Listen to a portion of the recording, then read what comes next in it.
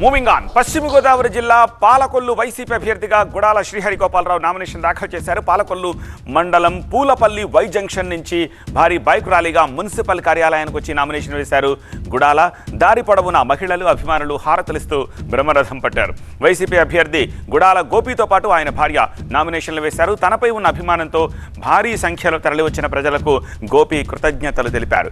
గెలిపిస్తే పాలకొల్లు ప్రజలకు 24 గంటలు అందుబాటులో ఉండి నియోజకవర్గాన్ని అభివృద్ధి చేస్తానని హామీ ఇచ్చారు గుడాల గోపి.